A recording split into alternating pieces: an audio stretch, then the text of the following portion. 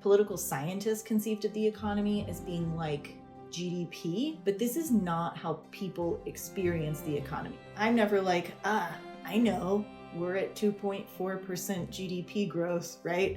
Most people experience the economy in terms of income, in terms of cost of housing, cost of food, cost of goods, that kind of thing. And so if the economy is doing well, voters are going to reward the incumbent. But if the economy isn't doing well, they're going to punish the incumbent.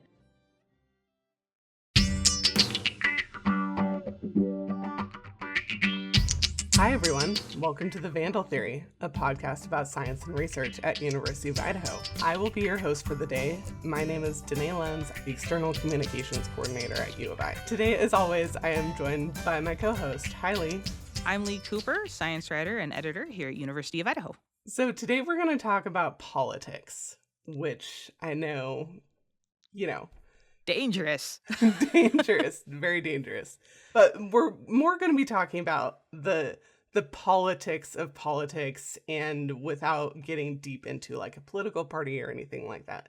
We are going to be talking about what makes people vote and the kind of things going on behind the scenes.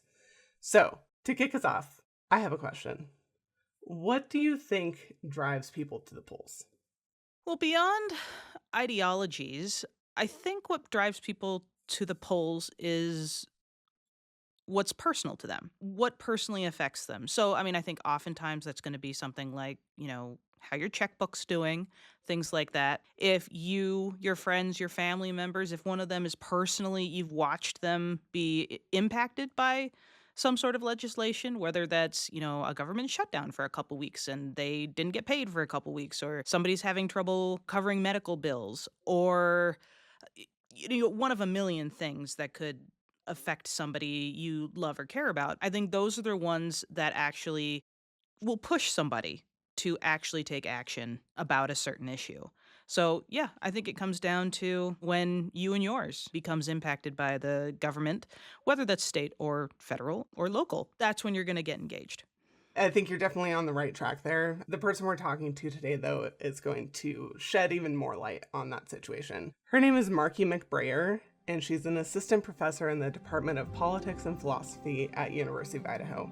Her research focuses on American politics, and today she's discussing takeaways from the recent presidential election, polarization, and also what to do if you're just overwhelmed by the state of the world. Are you ready to get into it? I vote we continue. Hi, Margie. Welcome to the podcast. Hi, Danae. Can you get us started by telling us a little bit about who you are and what it is that you do?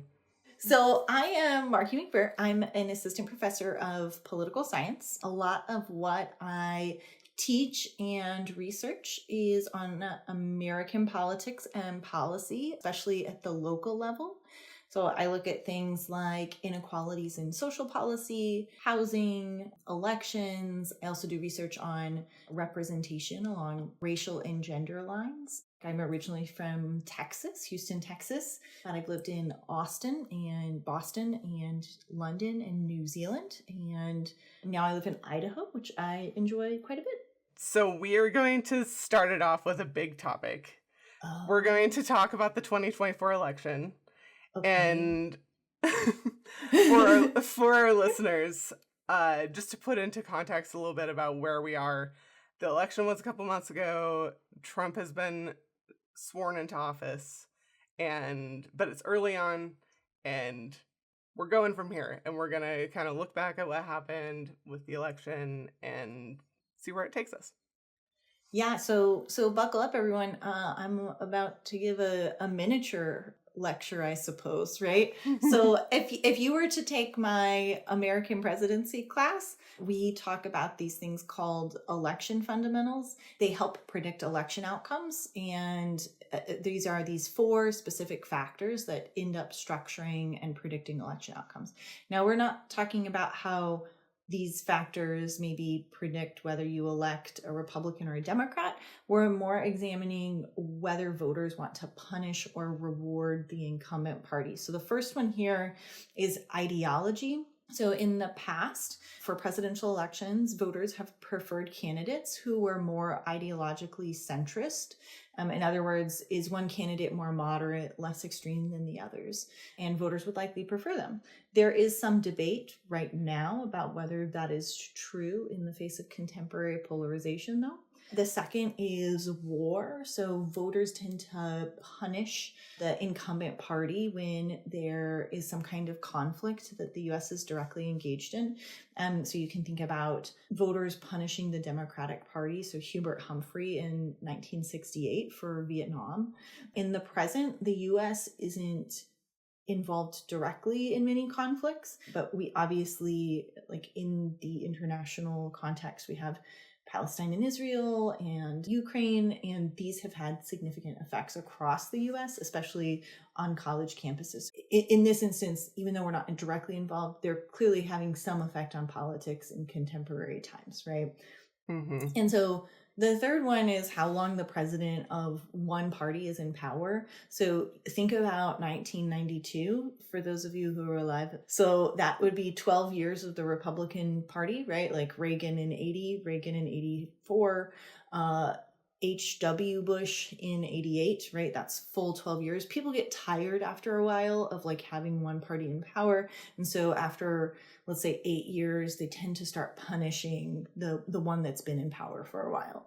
You can also think about like by 2000, people are a little bit tired of having a Democrat, 2 terms of Clinton. In the 2 most recent elections though, 2020 and 2024, voters showed that they were really willing to throw out an incumbent, right? If they're dissatisfied, even after only like 4 years of power. So there might be more desire for change these days than in like previous decades, okay?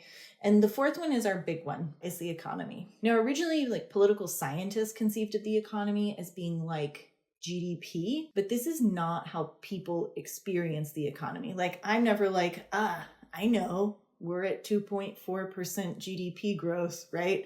Most people experience the economy in terms of income, in terms of cost of housing, cost of food, cost of goods, that kind of thing. And so if the economy is doing well, voters are going to reward the incumbent. But if the economy isn't doing well, they're going to punish the incumbent. And if we think about like the past 4 years, people had savings accumulated during the pandemic because what were most of us doing? We were home alone, like we weren't going out to eat. I was mostly trying different types of limited edition Oreos, right? Like they weren't like very like super expensive or interesting things. And so like a lot of us had built up savings during the pandemic. But then also after the pandemic, we see the costs of goods rise for a variety of reasons, like that I think is like only tangentially related to this. But we see the price of goods rise dramatically, particularly for housing and food. Salaries have also increased, but it probably hasn't kept pace with the costs of these like basic things that we use to live. And like we've depleted a lot of those savings from those limited edition Oreos. Those costs of inflation, right, like are being really acutely felt by like a lot of Americans. We all know what it's like now to go to the grocery store and like spend a lot of money. It's gotten way more expensive over time with depleted savings and increased costs of housing and food and just generally living. It's not surprising then that people were dissatisfied with the incumbent and want to punish the incumbent, and who is in this case Biden. And I should be clear too, like I'm not saying he is or isn't responsible for that inflation, but inherently voters want to hold someone accountable. And that is most obviously the president. The president is the most salient person to hold accountable in that instance. This also reflects trends in like larger international politics. So like a lot of other countries, like OECD countries, have experienced voters punishing the incumbent. We're not unusual. Germany and France have experienced challenges from the far right, but it's not just taking down liberal incumbents. Like we've also seen other countries where they take down conservative incumbents. The UK has seen conservative incumbents be taken down. South Korea has also seen the conservative People Power Party. They've been taken down. So we should really think about this not as necessarily a time of the rise of conservative parties, but more as like this is a time where we punish incumbents. People are dissatisfied with the way of the world. All of that makes a lot of sense to me. I did want to talk about Kamala Harris. I have heard a lot of chatter in different parts of the internet that maybe a big reason why she lost was because she's a woman. I'll start with saying I'm not saying that sexism doesn't exist in American politics, because it totally does. But as political scientists and scholars, we should be really careful in saying that Harris lost because she's a woman, or in this case, like a woman of color, because currently there's not good evidence to support this. And I'm not going to say this until there is. And given what we just discussed, it's much more likely that Harris is punished at the polls because she's very closely tied to the incumbent president, right? She's the vice president. Given that we're in the era of punishing incumbents, that makes a lot of sense. And remember, like, she outperforms Biden as a candidate in many pre-election polls. She manages to narrow the gap, but like Trump was ahead in the polls, like 2.5 percentage points in the summer sometime. And she manages to narrow it to somewhere between like 1 and 1.5 percentage points. She is outperforming Biden, right? So she likely did better than Biden would have in the election. So we really can't say definitively that it's because she's a woman that she lost. We also have a colleague in my department, Dr. Paviel Haynes, and she has a really great article about election loss narratives after Hillary Clinton's loss in 2016 and how those narratives end up influencing preferences for subsequent candidates. Okay. So if some people see this narrative that Clinton lost because she emphasized identity politics too much, then people will have preferences for centrist white men candidates in subsequent elections for some people. Another scholar who she works with, Seth Maskett, he argues that these loss narratives that we have afterwards really matter for what the party is going to do in the future for both the Republicans and the Democrats. So I would encourage people to be careful here and not propagate the idea that Harris lost because she was a woman or a woman of color, because this could have implications for who the party or parties run in 2028. If we say it's because she's a woman or a woman of color without any hard evidence yet, that might mean that the party ends up avoiding running women and women of color in 26 and 28. This is also then a narrative that prospective women candidates might hear, and it could deter them. And we don't want to do this. And also, like, broadly speaking, this is a narrative our children could hear. I don't think we should be encouraging a narrative without good evidence that could deter young girls and young adolescents from running in the future. There just right now is not good empirical evidence from political science, at least, to suggest that it was because of her gender or her race at this moment. Let's go a little bit deeper into women in politics. I know you've done some research on that at the smaller scale, not the national level. Can you get into what that research was about? I do work on like women's representation and what effects it has on policy. And there were a lot of narratives during COVID. Like, if we all recall, Jacinda Ardern, the New Zealand executive, is doing a really good job of handling COVID. It's because she's a woman, this kind of thing. In other words, it's this idea that like if you elect a woman, it automatically leads to different policy. And research does show that men and women have different policy preferences. That is true, right? Both at the elite level and at the electorate level. Does that translate into policy is another matter. So like there is again this idea that like if you have more women in government, you're going to have more women-friendly policy, like parental leave or abortion policy or more generous education policy. In, again, the political science literature, it's not totally clear on this. There is some evidence to suggest that, like, yes, electing a woman leads to different policy outputs, but in other contexts it doesn't.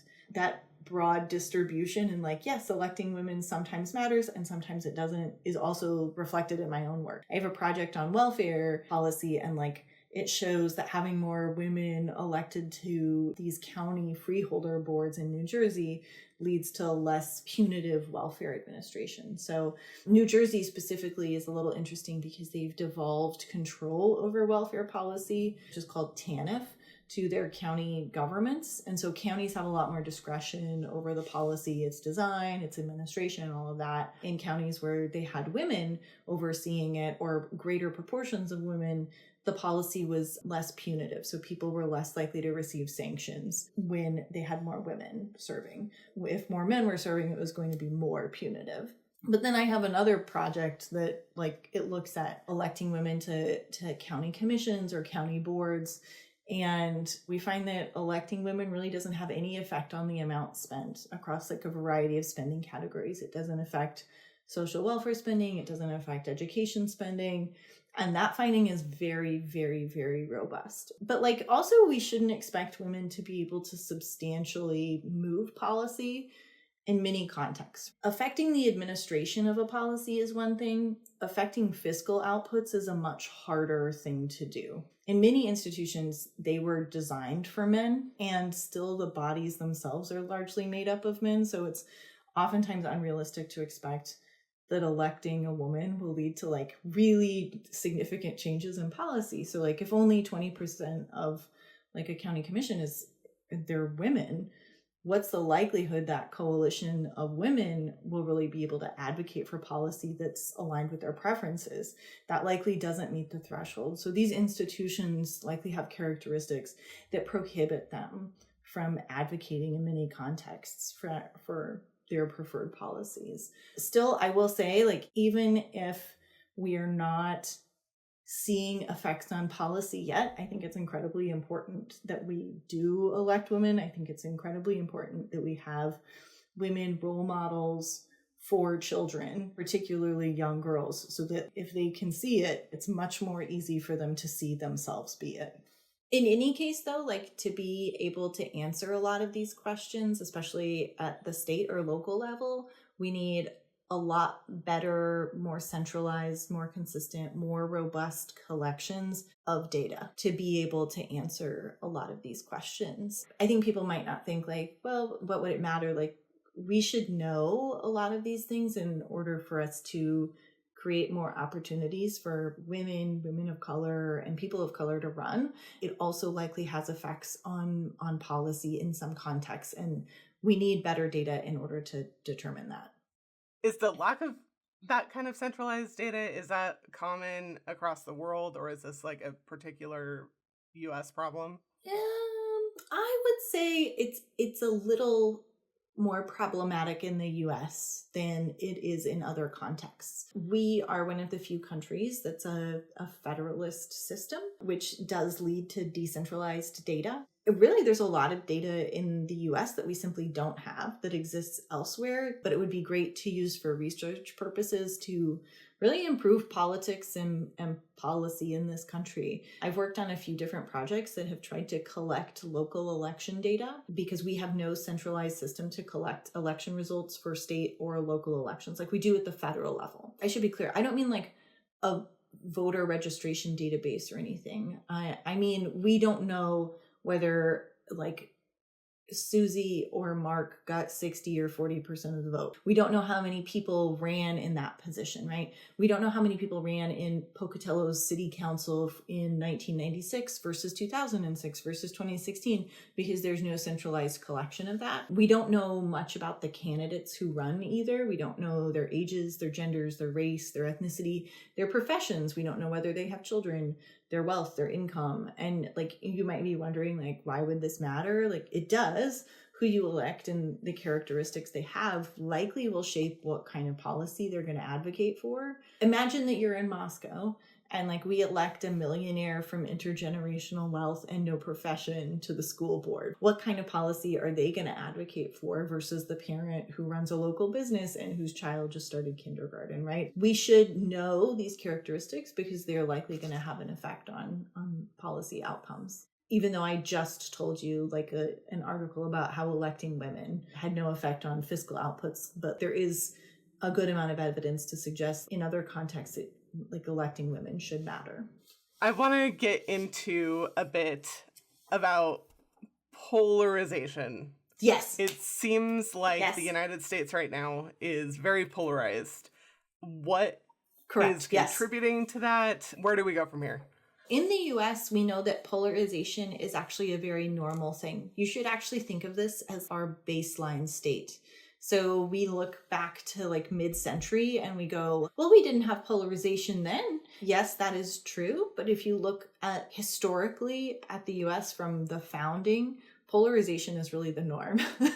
So it's Mhm. really the mid 20th century that was the anomaly. And we know this from examining roll call votes over time. And we put them in this multi-dimensional space, blah, blah, blah, blah, blah, statistics, and we call them nominate scores. Okay. And like, we know this, it's very well documented and accepted in the literature that we have significant polarization in the US, and it's quite common. And it's likely a few things that have brought us here. The first are our electoral institutions. We only have binary choices between two parties, which is inherent with the electoral rules we have. They are going to encourage polarization. Two-party systems are also known to be less stable in the comparative context also. In other words, we are more likely to be vulnerable to authoritarian regimes because of the two-party system that we have set up with the electoral rules we have. The second is sorting. So we know that conservatives sorted into the Republican Party starting in like the 1970s, and then liberals moved to the Democratic Party. Like if you recall from like the 1950s, you did have liberal Republicans and conservative Democrats. There weren't like clear cuts like there are now. This sorting likely occurred because of the civil rights era, where it was made clear that the Democratic Party was advocating for people of color. And so those liberals sorted into that Democratic Party and conservatives shifted over to the Republican Party. The third factor is we know that in the contemporary context, polarization first occurred among elites, and then the electorate took cues from elites that they should also be polarized. If we're talking about like who is the chicken and who is the egg, the one who polarized first were elites. So it was members of Congress. It was not the electorate. The electorate followed. Okay, so this isn't something that like came from the electorate. This came from elites first. Now that they've taken those cues, we know that the electorate also wants polarization. They also want to see their party destroy the other party. And so there's now this like somewhat vicious feedback mechanism where, because elites know that the electorate is polarized, those elites provide polarized signals like passing extreme policy or using extreme rhetoric, which in turn encourages the electorate to be more polarized. It's like building on itself a little bit. And like I will note too that in the comparative context, we know that income inequality is a really, really good predictor of political polarization. So if you want to do something about polarization, here are my two best recommendations. Design policy to reduce income inequality. Design policy so you do not see rich people getting richer and poor people getting poorer. And also creating electoral systems that allow multi-party systems. No more two-party, go with multi-party. And that's a big ask, but it's also a clear one. In order to be more stable, we likely need a multi-party system and redistribution. How would we even go about like moving more towards a multi-party system? The problem is that you would have to have the support of Congress. You'd have to have the support of Congress. And that's really hard because the people who are supportive, they would not be supportive of those rules because they were elected under the old rules. They would want to block the changes that might challenge their current power. Okay, well, I think we've mostly talked about everything I wanted to talk with you about today, but was there something that you wanted people to take away from this conversation or from your work, or just wrap it up for us?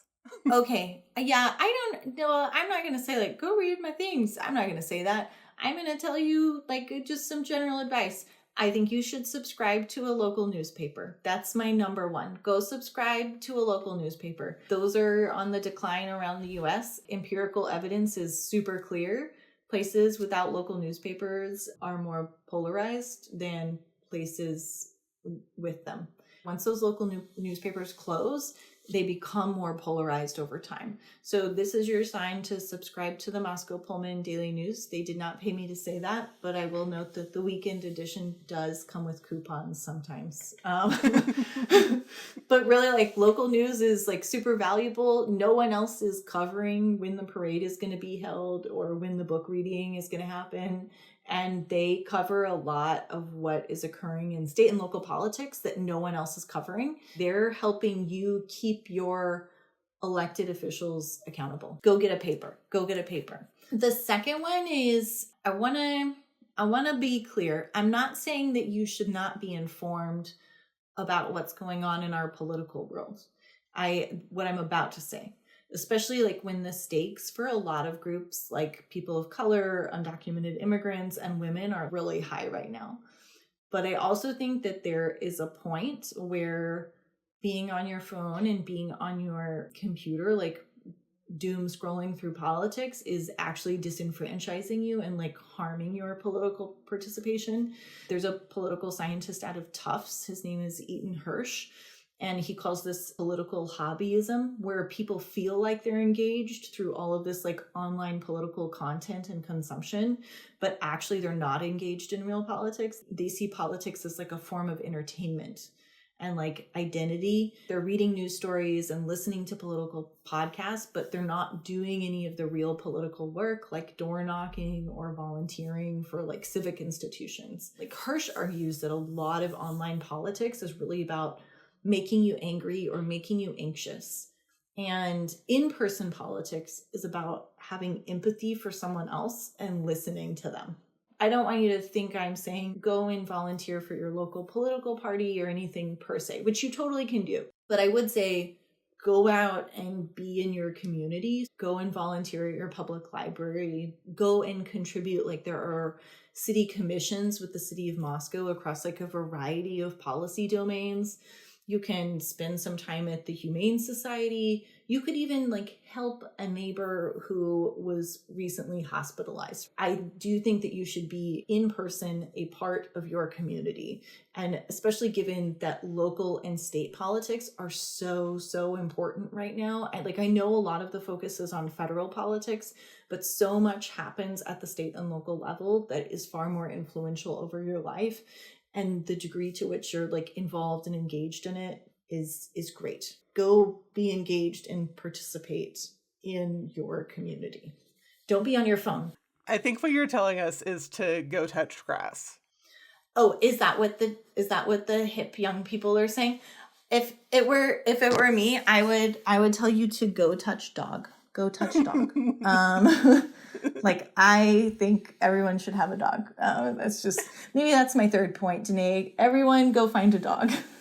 I love or that. Another animal if you're allergic to dogs. Mm-hmm. Yes. No, that's a message I can approve of. Well, thank you so much for being on the podcast. This has been a lot of fun, and I appreciate you being here. Thanks, Danae.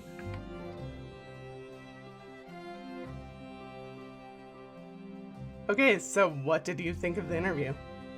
I hate to say this, it was refreshing. It was so interesting. So many headlines, so many podcasts, so many things are polarized right now. Or even if like the message isn't polarized, what they're reporting about is polarized. So it was really interesting to hear her talk about politics without that lens, taking a step away, the 60,000 foot view of politics and how people vote, trends in voting that really don't have that much to do with specific ideologies or one versus the other. So it was refreshing to look at politics through a different lens than red or blue. Yes, I agree. I also love that aspect of the conversation. I also really love the bit at the end. I mean, no matter which side of the aisle you land on, you are likely super overwhelmed by the news all the time. And I know I am. Yes, me as well. And I just love her talking about, like, you need to find a way to engage with it in a healthy way, but more than that, you need to go get involved with your community. And I think that's a really important lesson in today's society. Really good advice that I should actually put more into practice, I think. So I think this one will have an impact on me. Well, thank you for listening to The Vandal Theory. You can visit our website at uidaho.edu/vandaltheory to learn more about our research. Email us at vandaltheory@uidaho.edu. We are on all the podcast platforms. Please rate and review and subscribe. I'm Danae Lenz. And I'm Lee Cooper. Thanks for joining us.